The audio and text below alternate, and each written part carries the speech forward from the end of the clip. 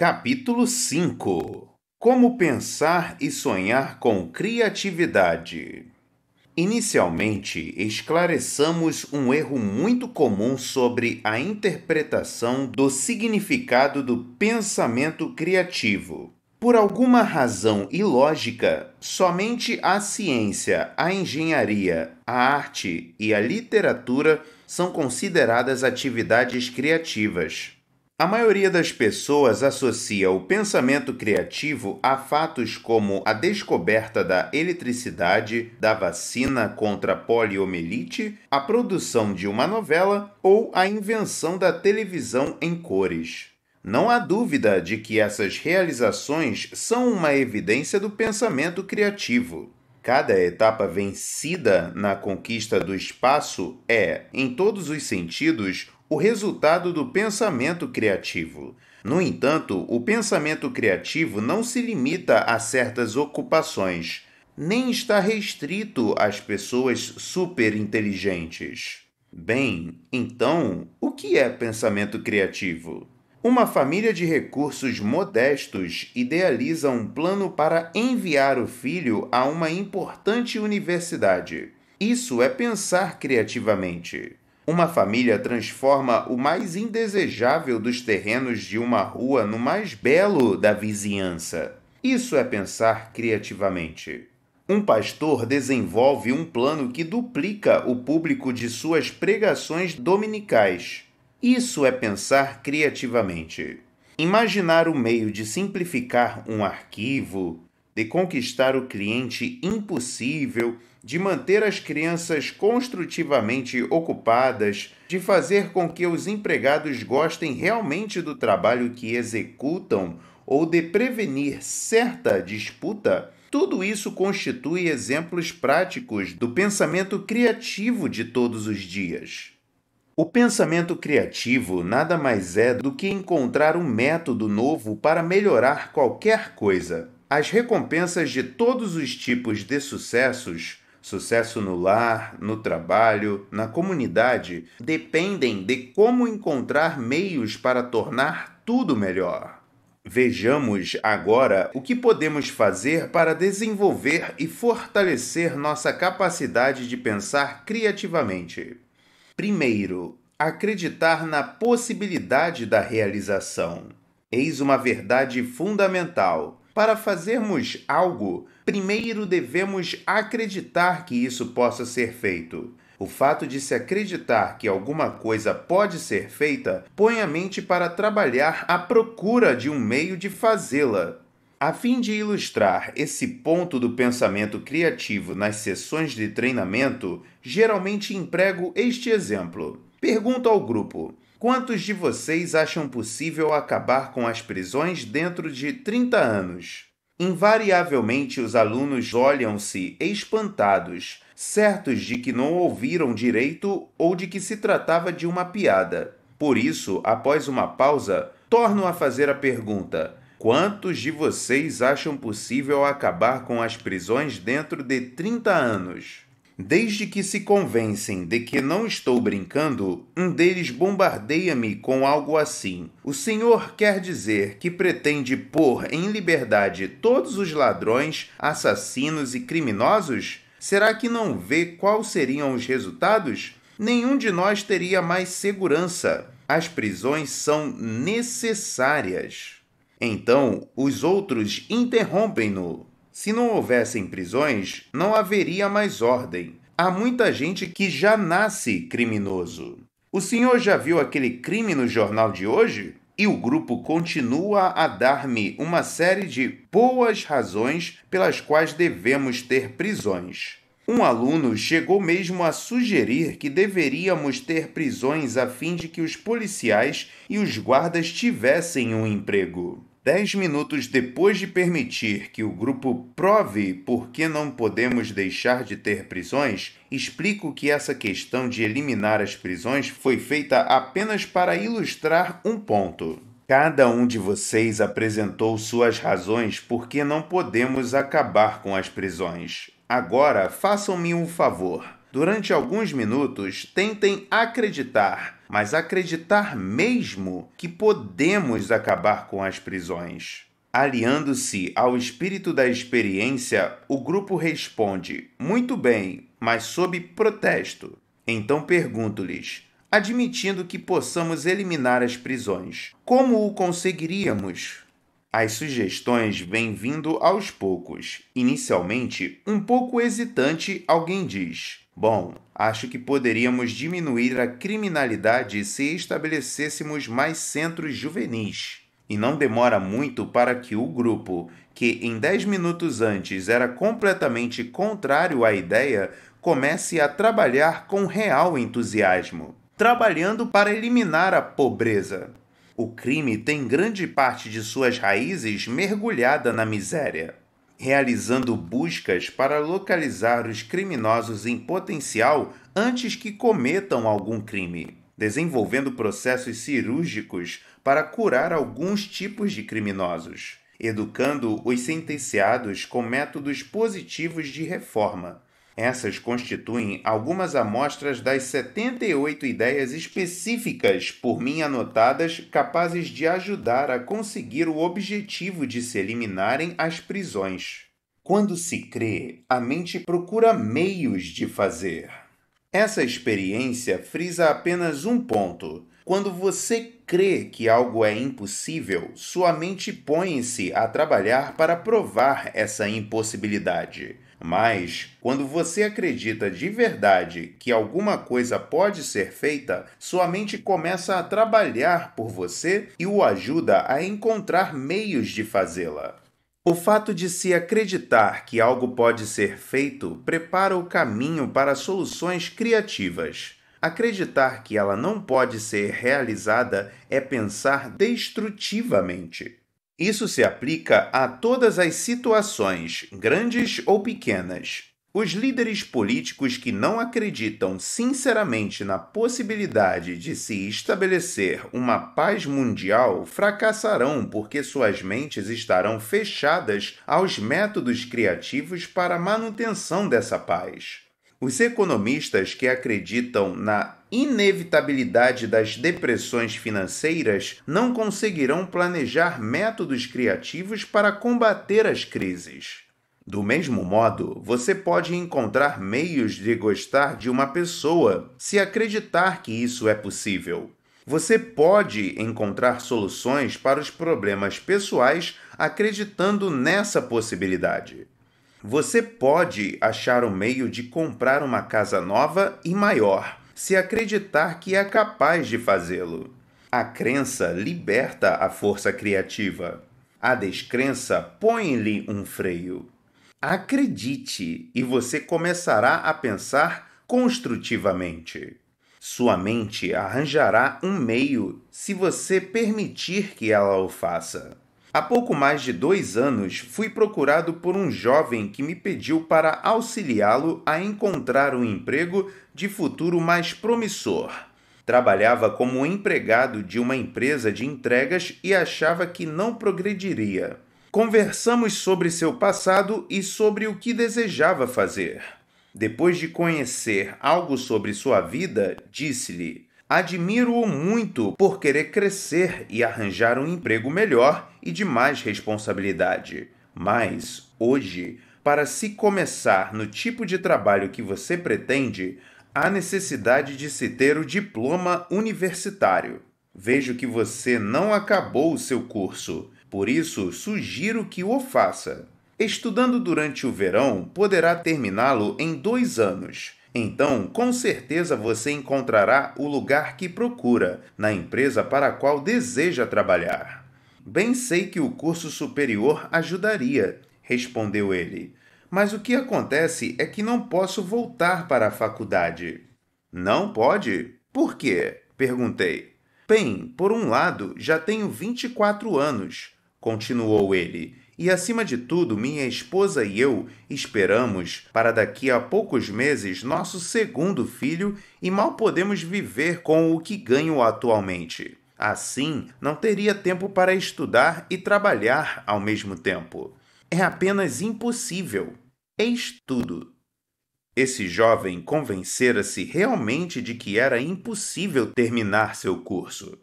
Falei para ele: se você acha que é impossível concluir o curso, então é. Mas, pelo mesmo motivo, se você acreditar que é possível voltar para a universidade, surgirá uma solução. Agora veja o que eu gostaria que fizesse. Diga mentalmente que você vai voltar para a universidade. Deixe que esse pensamento domine seu cérebro. Depois, pense bastante como vai conseguir isso e, ao mesmo tempo, sustentar sua família. Volte dentro de algumas semanas para me contar quais são suas ideias. Meu jovem amigo voltou 2 semanas mais tarde. Pensei um bocado sobre o que o senhor me disse e resolvi que devo voltar à universidade. Não estudei ainda todo o problema, mas sei que encontrarei uma solução. E encontrou. Conseguiu obter uma bolsa fornecida por uma associação de comércio que lhe custeava os estudos, os livros e gastos extras. Arranjou um novo horário de trabalho para que pudesse assistir às aulas. Seu entusiasmo e a promessa de um futuro melhor tiveram todo o apoio da esposa. Juntos, criaram meios para aproveitarem melhor o tempo e o dinheiro. No mês passado, recebeu seu diploma num dia e no outro empregou-se, trabalhando e treinando para gerente de uma grande corporação. Onde há vontade, há um meio.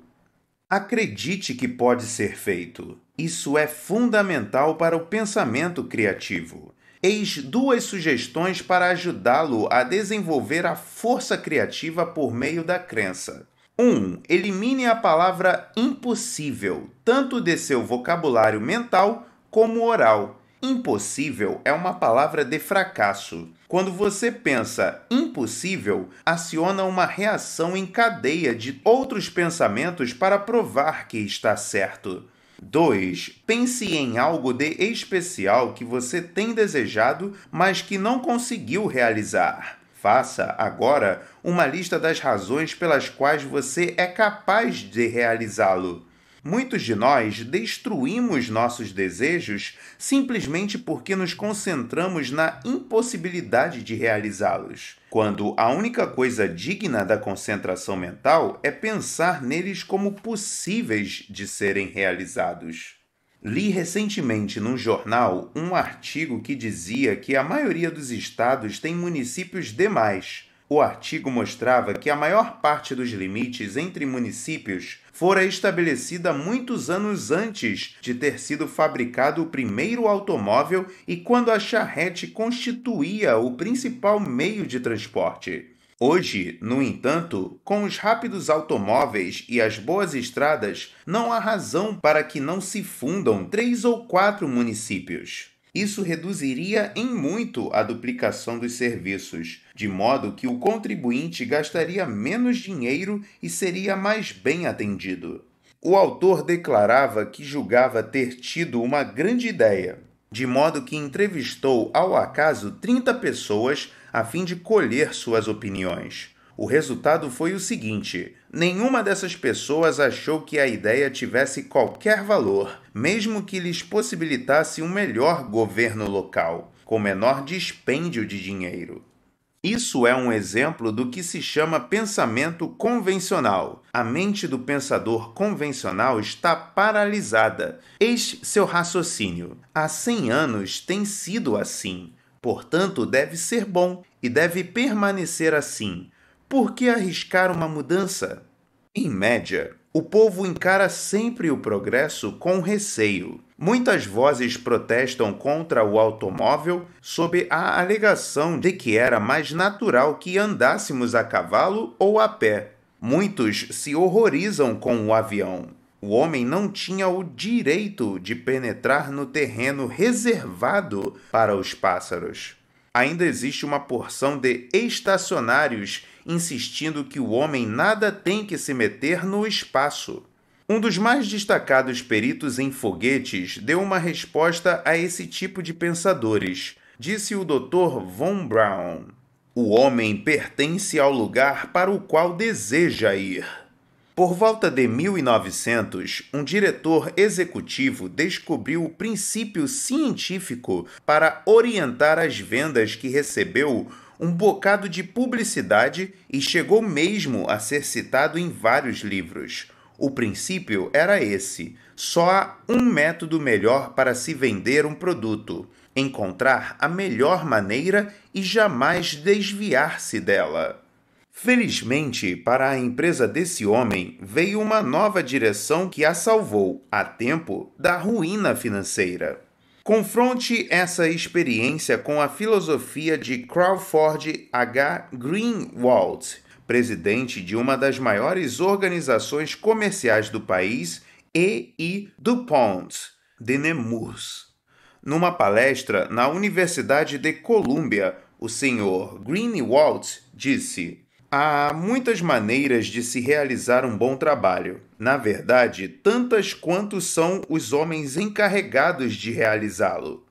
Na verdade, não há um meio melhor de fazer algo. Não há melhor maneira de decorar um apartamento, a paisagem de um jardim, de efetuar uma venda, de educar uma criança ou de preparar um bife. Há tantas melhores maneiras quanto são as mentes criativas. Nada cresce no gelo. Se deixarmos que a tradição congele nossas mentes, as ideias novas não poderão surgir. Faça esse teste de vez em quando. Proponha algumas das ideias a seguir a alguém e observe sua reação. 1. O sistema postal, há tanto tempo monopólio do governo, devia ser entregue à exploração privada. 2. As eleições presidenciais deviam ser realizadas a cada 2 ou 6 anos, em vez de 4. 3. O horário de funcionamento das lojas comerciais deveria ser de 13 às 20 horas, em vez de 9 às 17h30. 4. A idade para a aposentadoria deveria ser elevada para 70 anos. Não interessa saber se essas ideias são ou não práticas. O ponto importante é ver como alguém trata essas proposições. Se a pessoa rir ante a ideia e não lhe der a menor atenção, e é muito provável que 95% riam, há grandes chances de que ela sofra de paralisia tradicional. Mas aquela que, entre 20, disser: aí está uma ideia interessante, fale mais a respeito, tem mente voltada para a criação. O pensamento convencional é o inimigo pessoal número 1 para a pessoa que está interessada num programa criativo de sucesso pessoal. O pensamento convencional congela sua mente, impede seu progresso e o desenvolvimento de sua força criativa. Eis 3 maneiras de combatê-lo. 1. Torne-se receptivo às ideias. Receba-as com alegria. Destrua os pensamentos repulsores tais como não adianta, não pode ser feito, é inútil ou é um absurdo. Um amigo meu, muito bem-sucedido, que ocupa uma posição importante numa companhia de seguros, disse-me: não pretendo ser o tipo mais esperto no negócio, mas acho que sou a melhor esponja do setor de seguros. Resolvi absorver todas as boas ideias que puder. 2. Seja um indivíduo experiente. Acabe com a rotina. Procure novos restaurantes, novos livros, novos amigos, novos teatros. Siga um dia para o trabalho por um caminho diferente. Passe umas férias diferentes esse ano. Faça algo de novo e diferente neste fim de semana.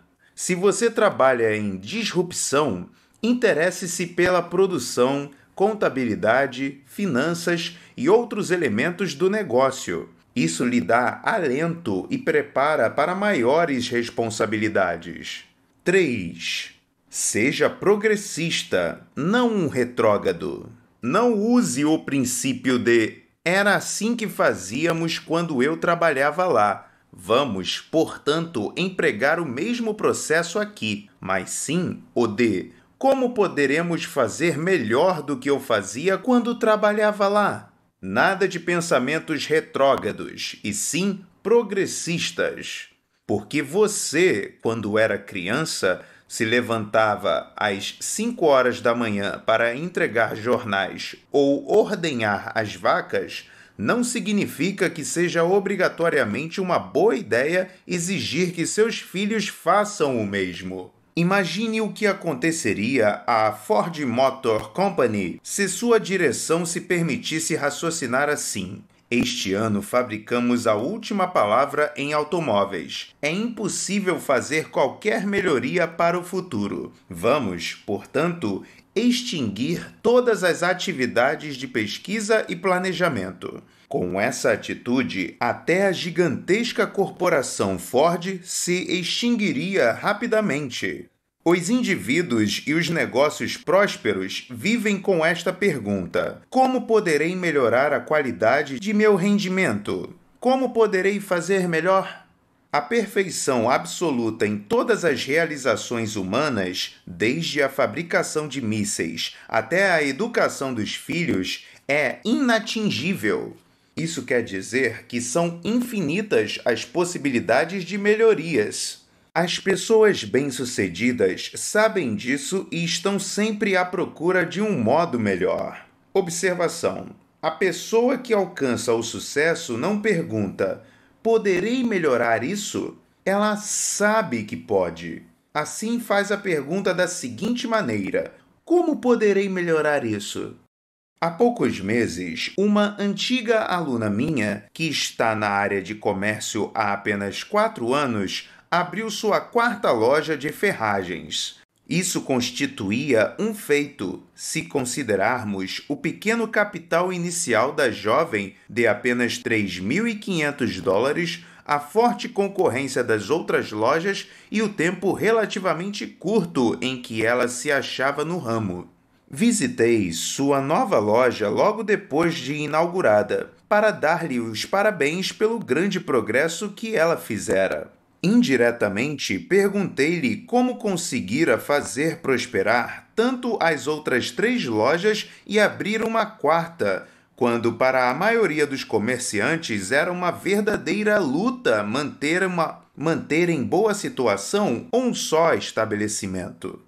Naturalmente, lutei muito, respondeu ela. Mas o fato de levantar cedo e trabalhar até tarde não é responsável pelas 4 lojas. Muita gente em meu ramo de negócio trabalha duro. O principal motivo a que atribuo meu sucesso é o Programa Semanal de Melhoramento, por mim criado. Um programa de melhoramento semanal? Isso parece ótimo. Como funciona? Perguntei. E ela continuou: bem, na verdade, nada tem demais. É apenas um plano para ajudar-me a melhorar o negócio à medida que as semanas vão correndo. A fim de manter o pensamento sempre voltado para o futuro, dividi meu negócio em 4 elementos: clientes, empregados, mercadoria e promoção. Durante a semana, faço observações e anoto as ideias que possam contribuir para que eu melhore as transações. Depois, todas as segundas-feiras à noite, dedico 4 horas para rever as ideias que anotei e examinar como poderei usar as mais coerentes na melhoria do negócio.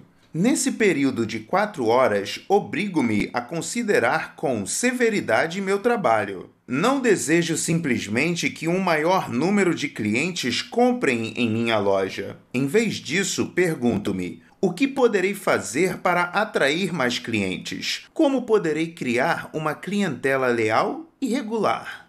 E ela continuou a descrever uma série de pequenas inovações que tornaram suas 3 primeiras lojas tão prósperas. Coisas como a disposição das mercadorias nas vitrines, sua técnica de sugestão de vendas que fez com que 2 de cada 3 clientes que entravam na loja comprassem o que não haviam pretendido, o plano de crediário por ela criado quando muitos de seus clientes ficaram sem trabalho devido a uma greve, o concurso feito numa época de depressão e que fez subir as vendas. Eu me pergunto, o que posso fazer para aumentar minhas ofertas? E arranjo ideias. Vou lhe contar apenas um caso.